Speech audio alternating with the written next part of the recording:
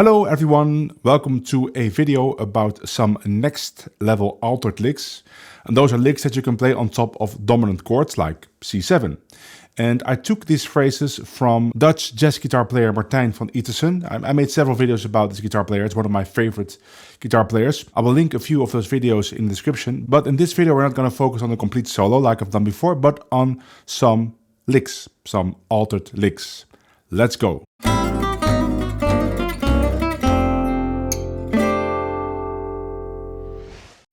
The reason I'm calling these licks next level is because, yes, they are altered, which means the licks have a flat 9 and a flat 13. So if you're on, let's say, E7, there is usually an F in it, there's F, and there's usually a C in it. Flat 13, that means altered. If you play those notes on top of a dominant chord, you're playing an altered sound.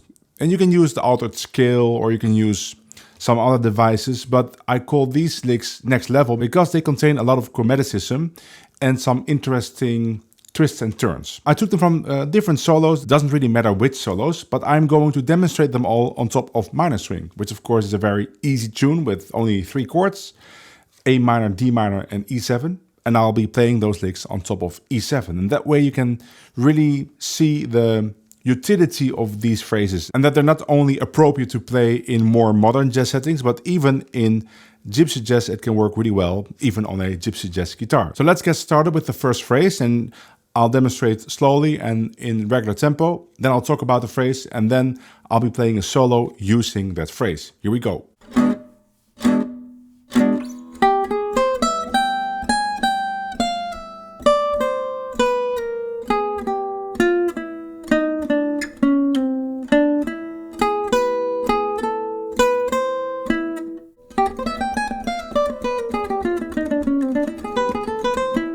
This phrase starts with a C augmented triad with a lead tone as a triplet. And C augmented is a sound that you would typically use to convey part of an altered sound because it has the flat 13, the C. Right? And then, of course, just the roots and the thirds. Now here we get, that's part of the octatonic scale, but it also has the flat 9, which is part of the altered sound. Here's a C. Now we get some chromatics.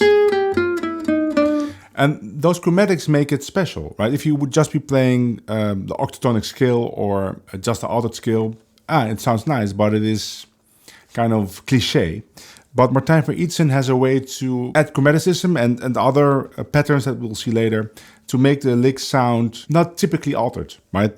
That's the point of this video. And then we resolve to A minor. And you could stop right here, or you could play the continuation. That's just a nice lick for A minor.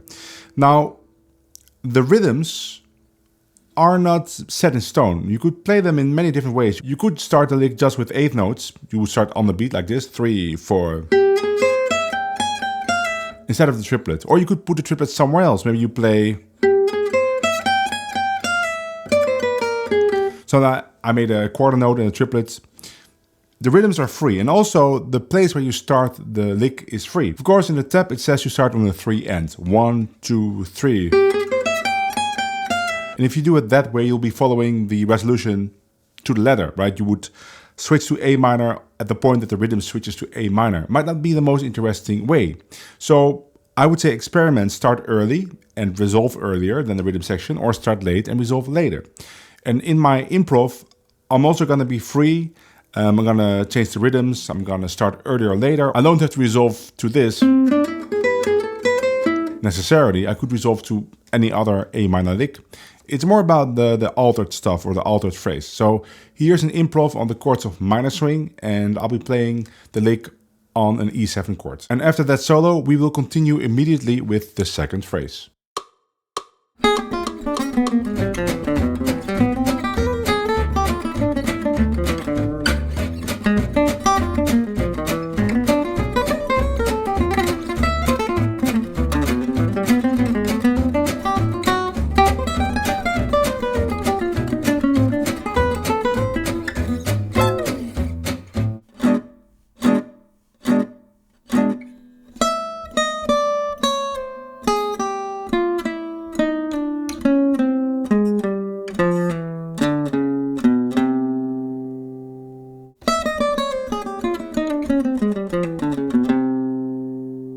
Here we have another example of a descending phrase. All these phrases are descending.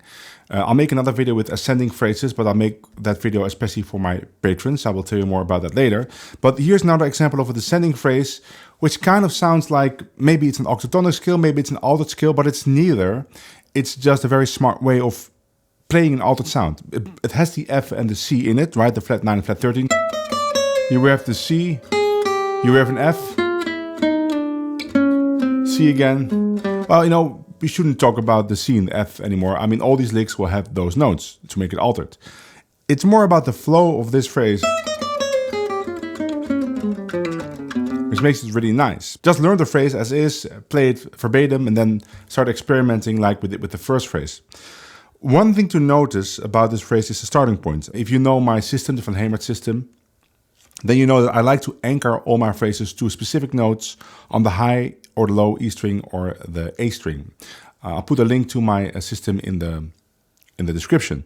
So the first phrase started with my first finger on the root. Right? Around, I mean, the first note is not the root, but my first finger is around those frets. And this phrase, my first finger is around the 7 of E7, the D. It's 1 fret lower, but that's possible. Or you could say, you know what, my pinky is on the root, which is also very easy to see. These realizations are important to be able to find the licks in practice. It's just like chess. If you are a chess fan like I am, and maybe you watch the World Championships, then often commentators are talking about finding moves, right? Like, oh, he found that move, or there is this move available, let's see if he can find it. And of course, if you see it later on and you see the move, and it's obvious that there was the best move. But in the moment, it's very tough to find that move, because there's many moves you could make, many bad moves, many good moves, but there's one best move. Are you able to find it? That depends on your training and how much insight you have. The same goes for learning these phrases. Are you able to find the phrase at the right moment? Like when E7 hits, are you able to find this phrase? So to make that process easier for myself, I like to have these anchors. So now my anchor is the root, either with my first finger or with my fourth finger. That will make it easier for me to be able to find it in the moment, even when I'm playing in different keys or a different song, like I'm playing What is the Thing Called Love, and the first chord is C7, it's easy to find. Or that's the way it works. Let's listen to a solo on minor string and notice that I'm also playing the lick in a different key. At one point I'm playing the lick on A7. And now you might say, well, there's no A7 in minor string. That's correct, but I'm thinking A7 at one point to go to D minor. So even the rhythm section is not playing A7, I'm thinking that, and then I play the lick and it resolves very nicely to D minor, which is in the song. So here's the solo, and then immediately after that, the third phrase.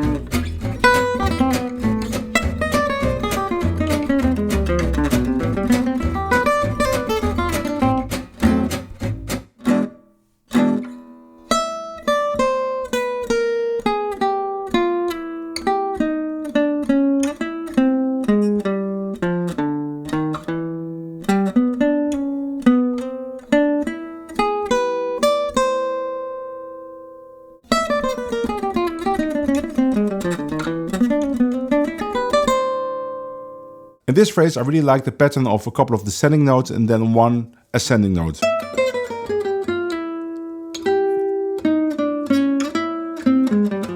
It only happens twice, but it feels like it's more. It makes the lick very special, and I also like the resolution. That's really a nice lick to play on A minor, and very typically a Martijn van Iterson thing with the triplet followed by an enclosure. And in this case, it's an enclosure to the third, to the C. Or what it says in the tab. But the resolution is free, although I will play the triplet in the solo. Another thing to notice is the starting point. Again, it's based around the root, very easy to find. Of course, you don't have to start the lick on the root, but you could have your third finger and start on the second note. Or maybe play.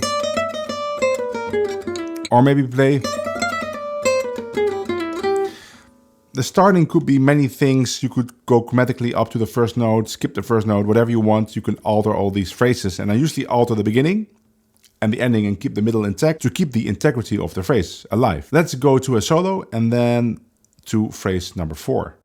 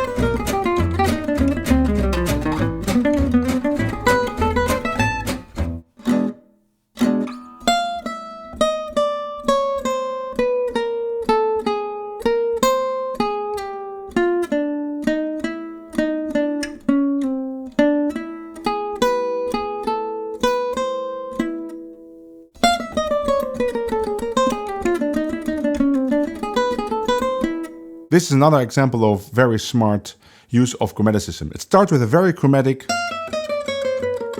line that could maybe fit on any chord, but then we get... And all of a sudden it's very clear that it's E7.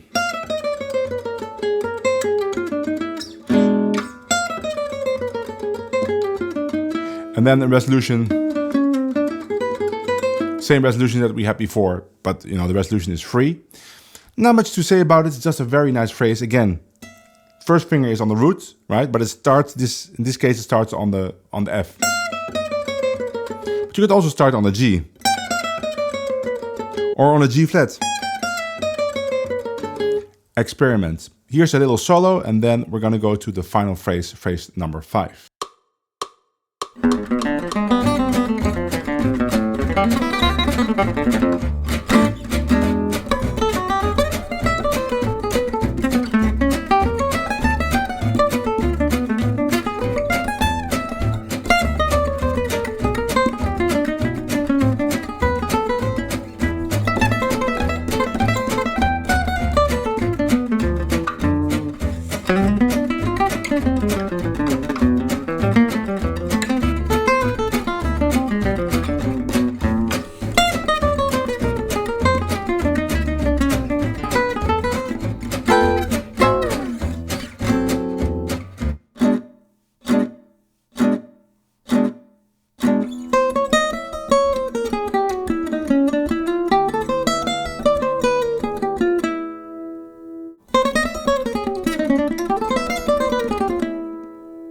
Phrase number 5 is a special case. It's not played originally on one dominant chord, but on 2. So let's say we're in the key of A minor, like we're here.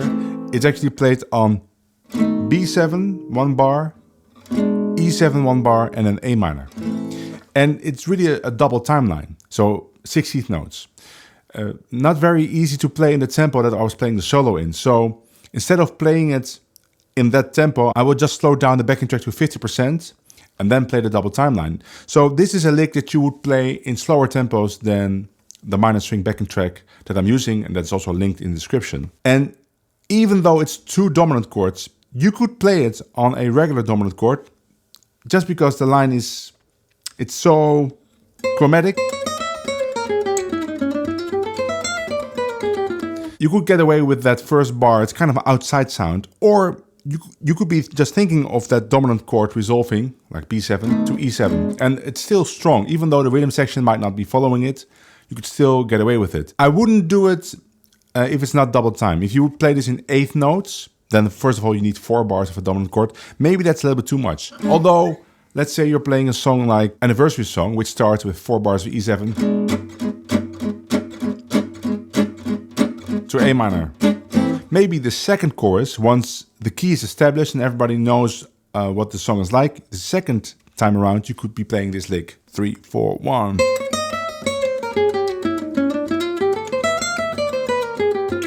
And it could be very cool.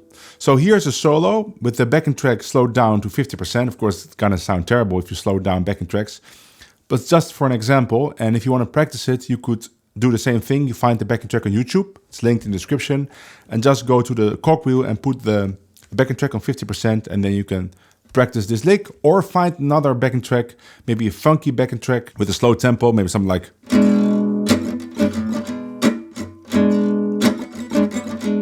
and try it on that kind of backing track. That would work as well. So here's the solo.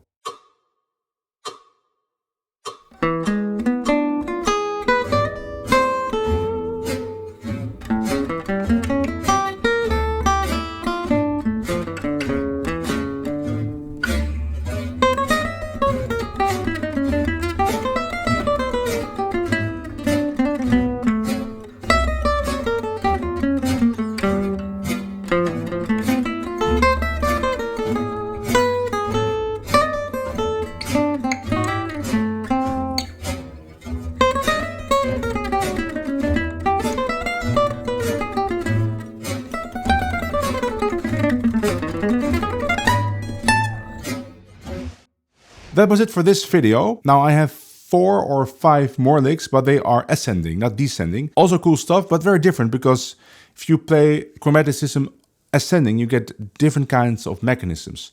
And I'll make a video about those licks next week, especially for my patrons over at patreon.com. So if you join there for the €5 tier, you can download all the tab that you saw on screen today, and also the tab for many older videos. And if you join there at the €10 tier, you will get access to that exclusive video, but also to many exclusive videos in the past. If you like this video, please give it a like, subscribe, hit the bell so you get notified for a next release. And hopefully I will see you over on my Patreon or right here on YouTube for my next video. Bye!